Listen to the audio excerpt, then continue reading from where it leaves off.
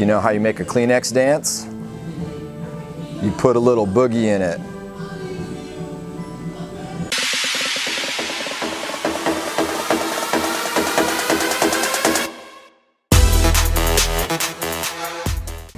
Hey guys, Brandon Rahe here from Go Headquarters, coming at you with a January 2018 podcast.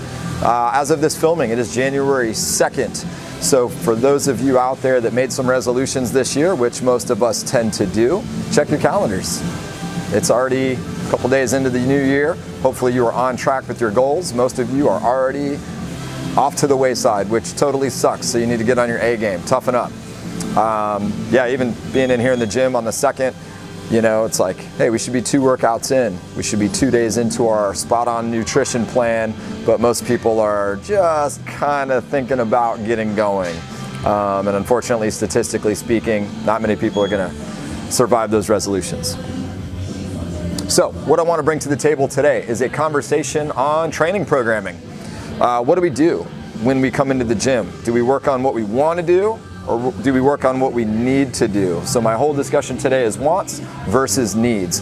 And I hope that some of this information, or at least the thought process behind it, will help steer you in what it is you're working on when you go to the gym, or anything for that matter, in your training for 2018. So some things to consider. Let's look at the differences, some of the commonalities. I'm going to speak in generalities here. There are always exceptions to these rules, so don't freak out when I say some things and think that, oh, he doesn't know what he's talking about, or, oh no, that's not why I'm doing that. I get it. There are exceptions. I'm speaking in general, okay? Relax. Jeez. Wants versus needs. Typically speaking, if we're working on things we want to do, bicep curls, that's probably going to be easier than working on something we need to be doing, like squatting with 250 pounds on our back, okay? I'm gonna keep using bicep curls and squatting as examples because in my many, many years of coaching, everybody is okay doing bicep curls. Nobody ever says, oh, that's hurting me here or there, or, oh, I don't feel like doing it, or oh, my mobility's limiting me from going all the way down. Everyone seems to be able to do bicep curls, but everyone has a problem with squatting. So I'm gonna use those 2 as my examples. So, wants are easy, needs are typically hard. Wants are typically not as effective as training on our needs, okay? So we want to do bicep curls because it's aesthetic, but we need to do squats because it's results oriented, right?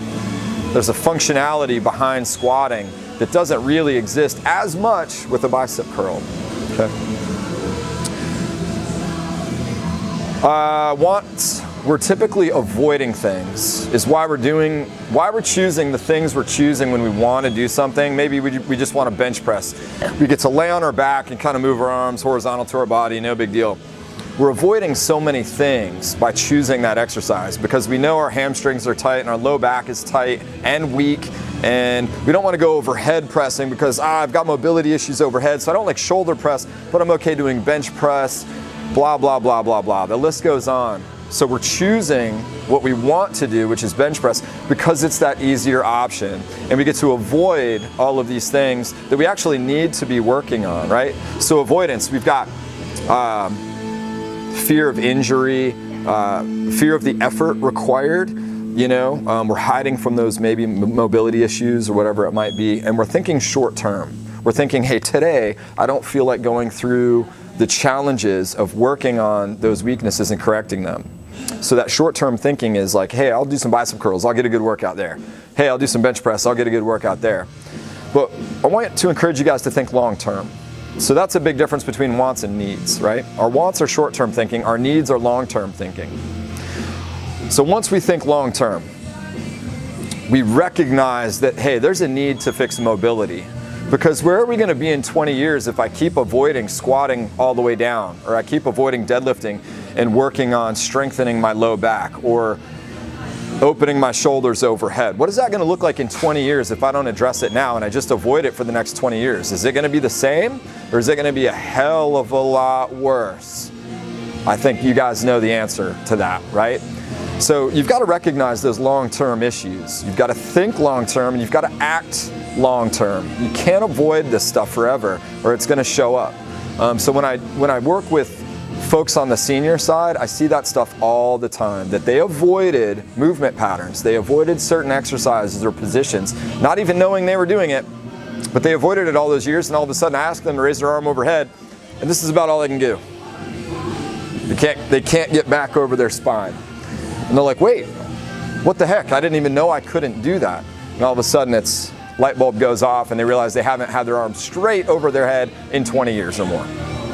So those are some issues with wants versus needs. Now, we could define wants versus needs a little bit tighter here, but I think I'm going to skip that bulk of that conversation.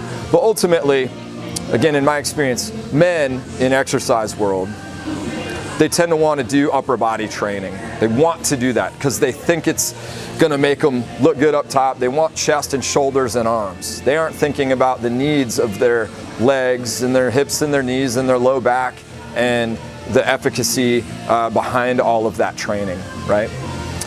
Women, on the other hand, again, I'm generalizing, tend to be more cardio and core-minded. They want to do these shaping exercises, which are totally based around myth, right? They want to do these like lightweight toning gluteal exercises and core stuff, and that if they spend 20 minutes a day on the stair stepper, they're going to be in shape and they're going to look like that fitness cover model, which couldn't be further from the truth.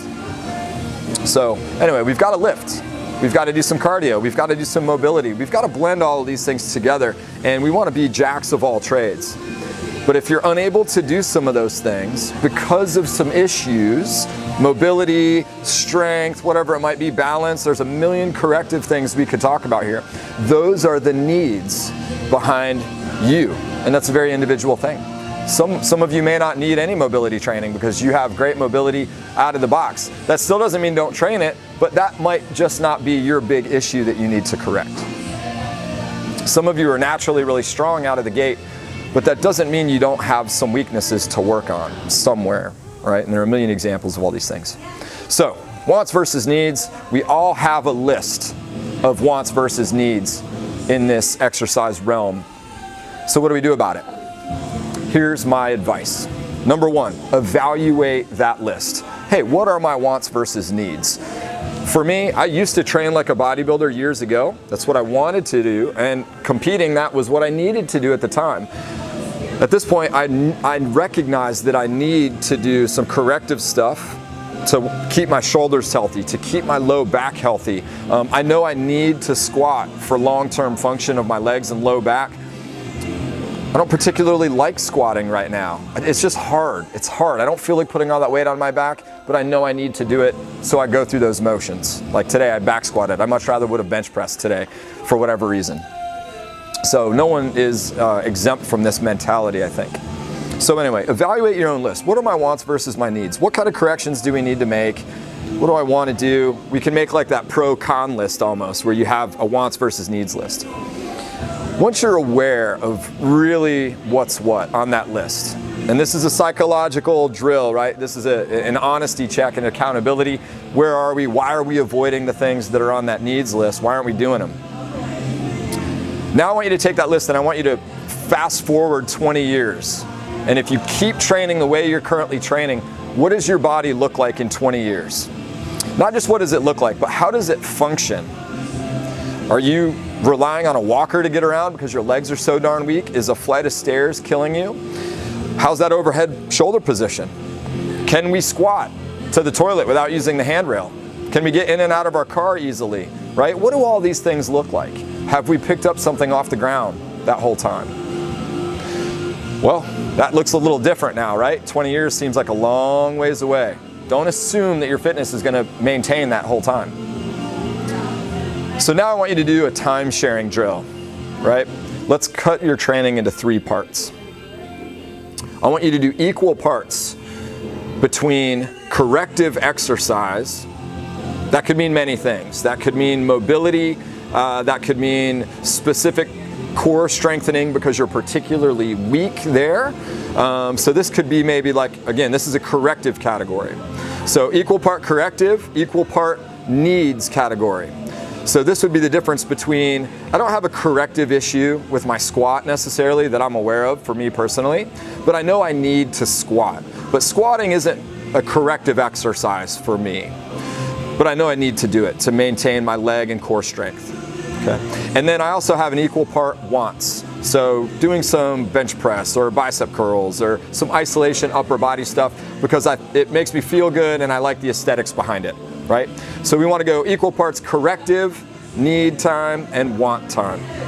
Now what I like about this mentality, right, this equal time share, is that you can rationalize it a little bit with yourself and it kind of justifies doing the things you want to do. That's the stuff you enjoy, it's fun. Thank God you enjoy doing some exercise, right? This is a good thing. There's silver lining to that. But there's a little just accountability check. Like, hey, look, for every day that I do a bench press workout, I need to do a good squat workout where I do some good, nice squats and lunges, right? But for every one of those, I need to do maybe a mobility day where I'm in lizard for 5 minutes per side, or I'm doing my sleeper stretch for my shoulders, or whatever it might be, right? I need to do that corrective stuff. So equal time sharing with the mentality of 20 years in the future, what is my training going to look like? All right. So a lot of this as a theme, this whole conversation, wants versus needs, is very psychological, you probably noticed. So most of this, addressing this whole topic, is psychologically requiring you to just suck it up, toughen up, and go through the proper motions. Most of the time in here when we're dealing with like athletes giving us some resistance to exercise, it's just up here. It's not that anything's physically really wrong with you. Your knee doesn't hurt, your back doesn't hurt, you think that it hurts. And I'm not saying there aren't some legitimate issues, so again, calm down. But most of the time, this stuff comes from weakness. And once we start addressing things that have weaknesses, things get like worse before they get better, because we've got to get through those breakthrough moments. But we've got to address them. So your coaches and your trainers, they're probably thinking long term. If we just thought short term, we would never have you do a lot of the things we have you do, because we would just want that immediate pump and that immediate response and have the endorphins kick in and be like, woo, that feels good, great, we're sweating, all right, we're having a good time. But we want to make you better for life, which is 20 years from now. We're assuming you're all not going to die tomorrow, okay? Right? So we want to keep you out of the wheelchair, off the walker, and getting up and down stairs with your groceries on your own without the help of an aide or an assistant of some kind. Okay? We want to keep you out of the home. We want all those things for you guys because we care. We could scale down the difficulty of our job by catering to your mentality every day. Oh, I don't feel good, let's take it easy. Oh, let's just stretch today. Oh, let's not do anything difficult that's actually going to test me as a person. Maybe ringing a bell. Does that feel like I'm talking to you as an individual a little bit right now? I hope so. So that's it, guys. Wants versus needs. Let's kick off 2018, maybe with a little analysis personally on that level, and let's address some of this stuff in the new year, right? That can be a resolution that I think resonates with all of us. And let your coach help you get there, okay? Don't put up the resistance. Don't put up those walls. Let them help you. Let me help you, right? Help me help you. That's what I'm looking for there.